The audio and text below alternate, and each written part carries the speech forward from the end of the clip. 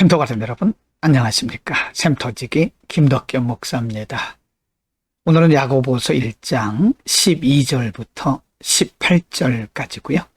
어제 본문의 말씀에 이어서 성도가 당하는 시험에 대해서 가르치고 있습니다. 어제 말씀에서 언급했듯이 여러 가지 시험을 당할 수 있다라고 전제를 하고 있습니다. 우리가 이 세상을 살아나가노라면 우리의 믿음이 부족하고 혹은 우리의 기도가 부족해서 오는 시험도 있지만 일반적으로 모든 성도들이 다 시험을 만납니다. 시험이 없는 사람은 없습니다. 중요한 것은 성경은 그 시험을 피하라고 말씀하시지 않고요. 시험을 이기라고 말씀합니다.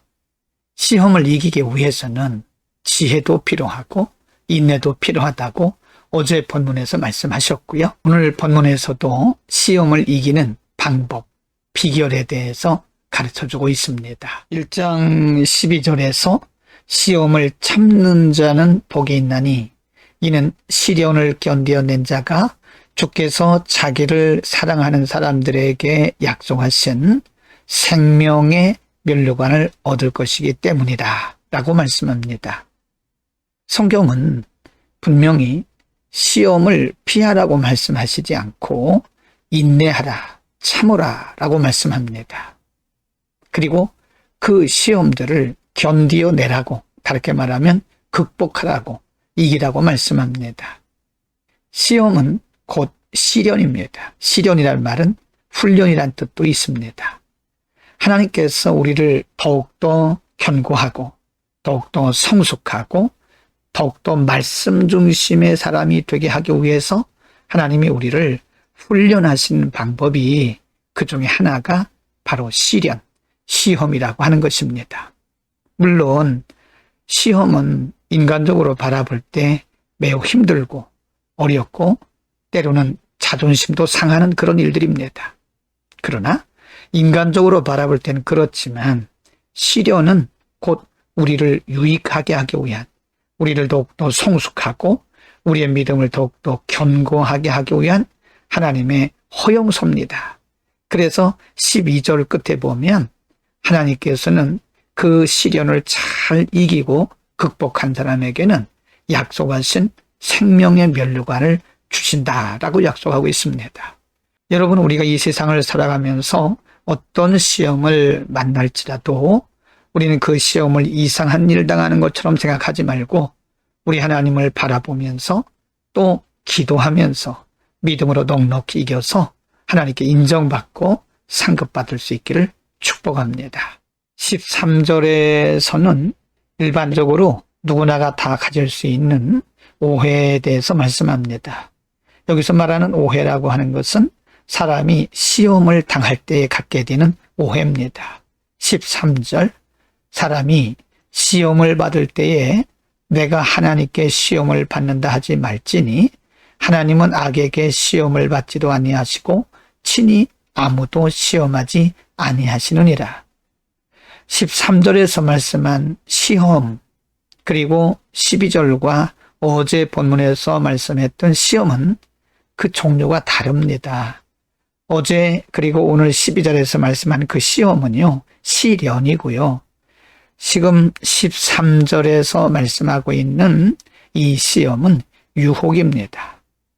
그러니까 하나님께서 우리를 시련하시는 훈련과 또 우리가 당하는 유혹은 다르다, 본질적으로 다르다, 그런 말씀이죠. 그래서 오늘 13절 말씀에서 사람이 시험을 받을 때, 즉 사람이 유혹을 받을 때에 내가 하나님께 유혹을 받는다고 말하지 마라. 그 이유는 하나님은 악에게 시험을 받지도 아니하시고 친히 아무도 시험하지 아니하신다라고 분명히 못 박아서 말씀합니다. 그러면 사람이 미혹을 받게 되는 이유가 무엇일까요? 여기서 말씀한 미혹은 우리가 어제 공부했던 그 시련, 하나님께서 허용하신 시련과는 다른 거죠. 14절, 오직 각 사람이 시험을 받는 것은 자기 욕심에 끌려 미혹됨이니. 15절, 욕심이 잉태한 즉 죄를 낳고 죄가 장성한 즉 사망을 낳느니라. 16, 내 사랑하는 형제들아 속지 마라. 그 이유가 뭘까요? 17절 온갖 좋은 은사와 온전한 선물이 다 위로부터 빛들의 아버지께로부터 내려오나니 그는 변함도 없으시고 회전하는 그림자도 없으시니라. 18절입니다. 그가 그 피조물 중에 우리로 한 첫 열매가 되게 하시려고 자기의 뜻을 따라 진리의 말씀으로 우리를 낳으셨느니라. 여러분 철저하게 우리가 미혹을 받게 되는 것은 14절에서 자신의 욕심에 끌려 있기 때문에 그렇다. 욕심에 미혹되어 있기 때문이라고 말씀하고요. 15절에서는 그 욕심의 해악에 대해서 욕심이 잉태하면 죄를 낳고 죄가 자라면 사망에 이른다고 말씀합니다. 그러므로 하나님께서 우리에게 허용하신 시련, 훈련과 우리가 욕심에 끌려서 당하고 있는 미혹과는 분명히 그 본질이 다르다는 것을 알아야 됩니다. 하나님은 우리의 유익을 위해서 우리를 훈련하고 시련하시는 것이고 우리가 미혹에 빠지는 것은 바로 우리의 탐심 때문에 그런 겁니다. 우리의 탐심을 이기는 믿음, 지혜도 우리에게 필요합니다. 여러분 오늘 본문에서는요. 하나님께서 우리를 유익하게 하시기 위해서 훈련하시고 또 허용하신 시험, 시련과 그리고 우리가 탐심에 빠져서 당하게 되는 미혹, 유혹에 대해서 분별하고 말씀을 드렸습니다.